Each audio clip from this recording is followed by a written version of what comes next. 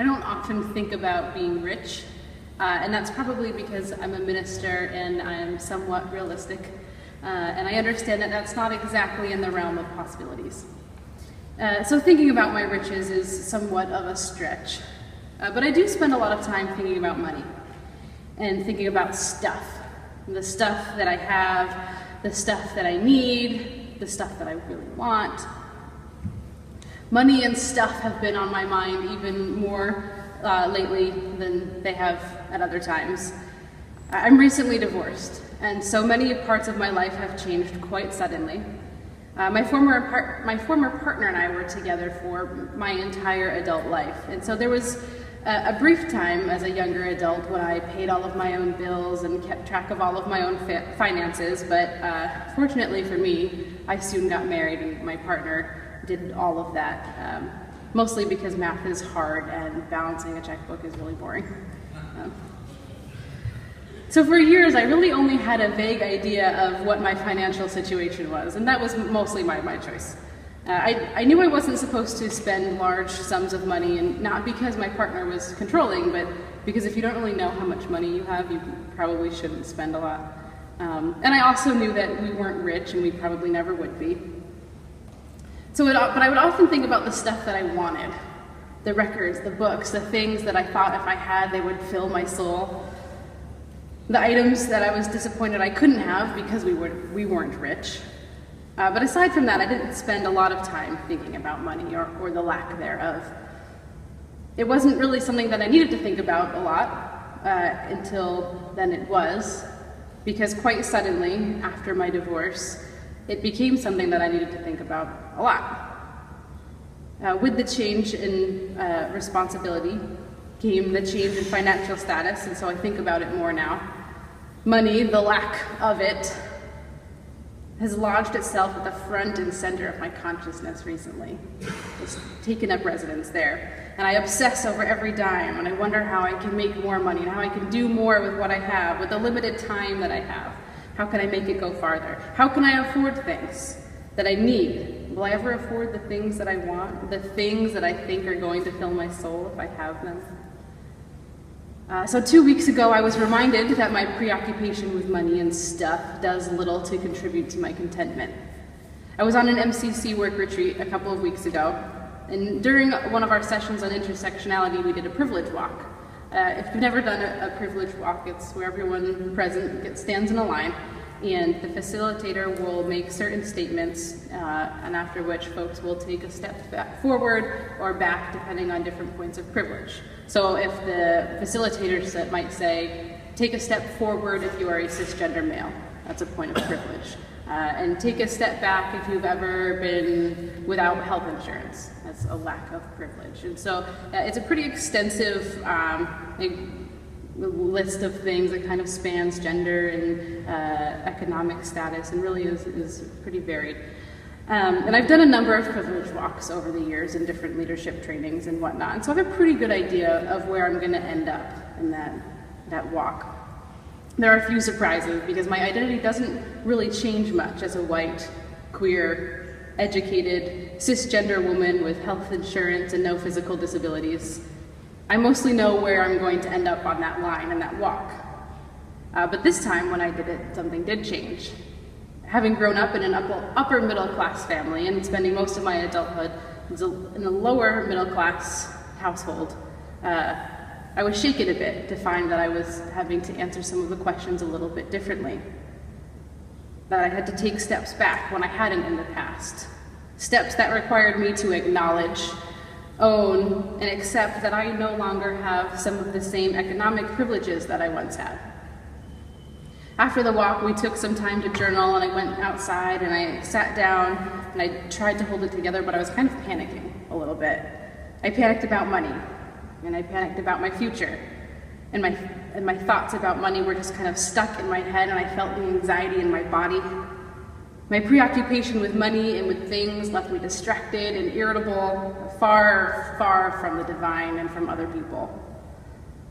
But the retreat center, set upon a grassy patch in Texas, also reminded me of the moments when I feel most content, when I don't ache in my body so much. The retreat center was full of trees and plants and squirrels and birds, the living things that would bend in the breeze and roll in the grass and remind me of the divine that is all around and in all things. These are the moments when I feel most content.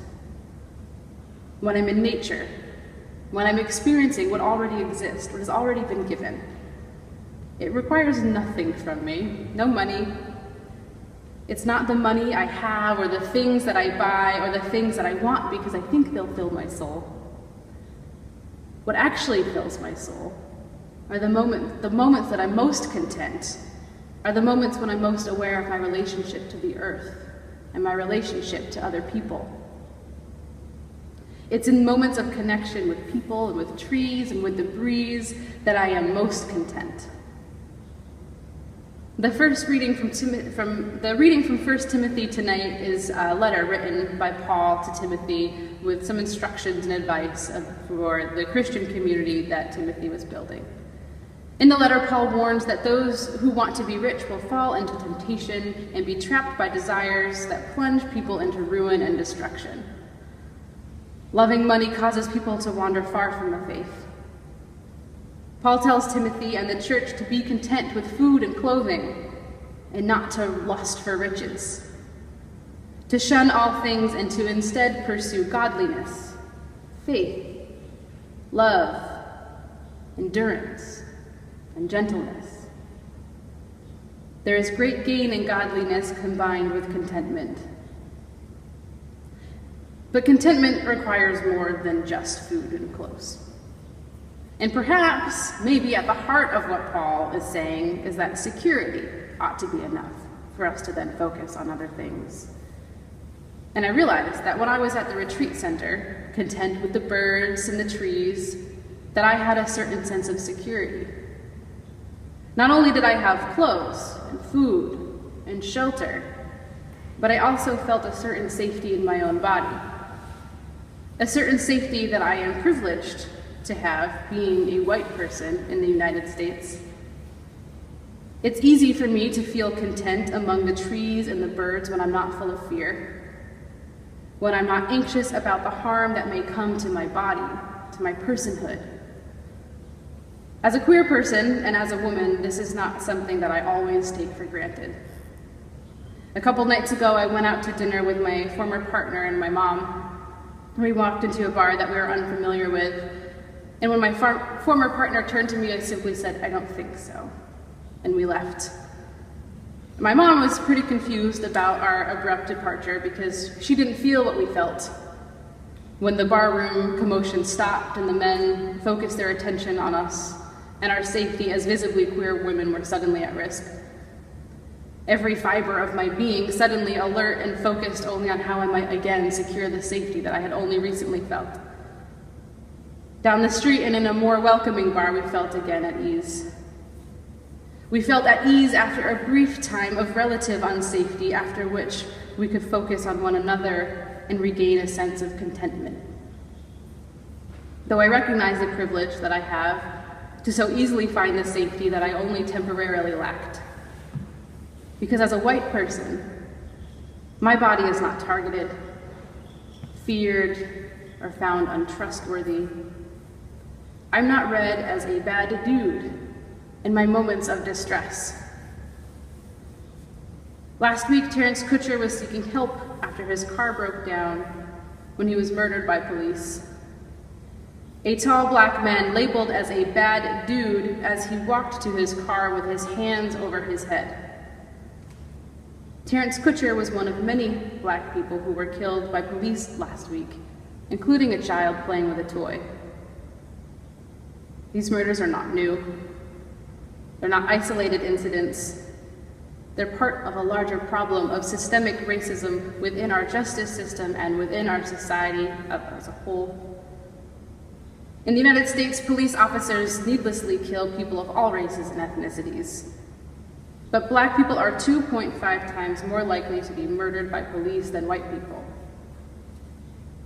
Though there are many honest and decent cops on the streets, the racist system that targets black and brown people at an alarming rate.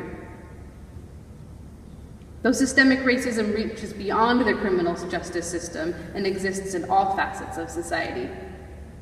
It is at the hands of those who have sworn to protect that many people are being made to feel most unsafe. What do clothes and food do to ensure contentment when people fear for their safety, for their lives?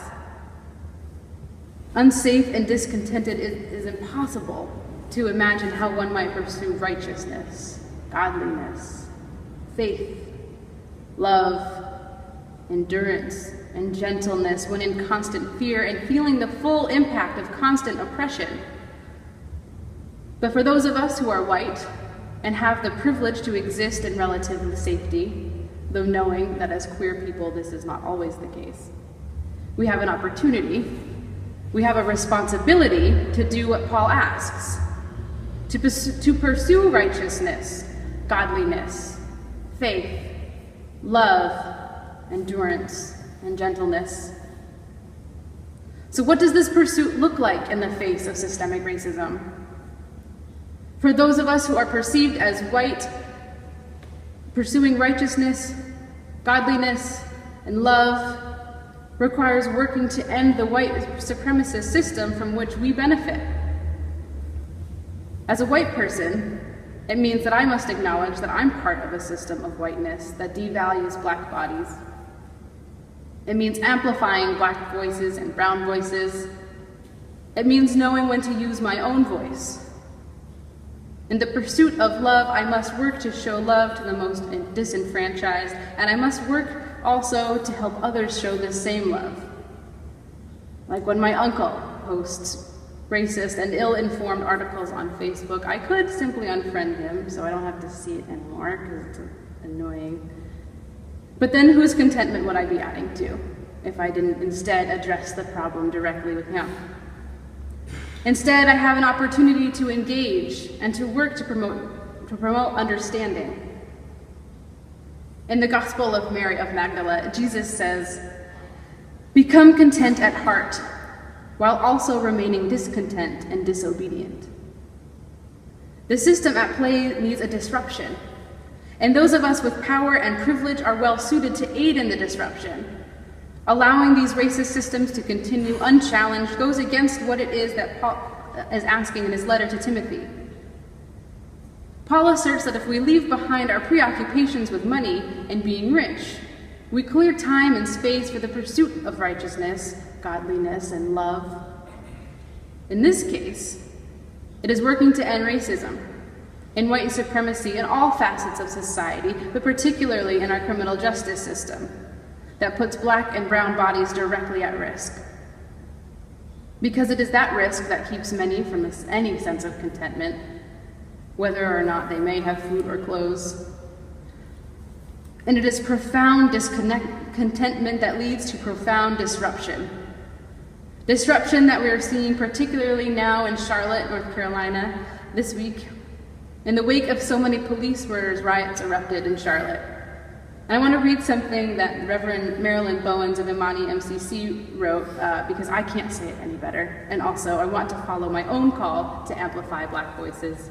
But this week, Reverend Marilyn wrote, "Just because I'm seeing so many posts where those who are rioting are being called ignorant, animals, and savages, etc., I don't condone the method of protest.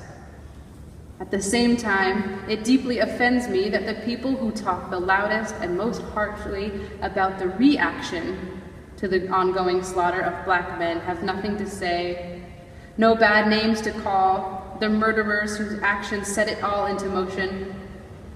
Ranting about rioters contributes no more to solving the problem than the riots themselves.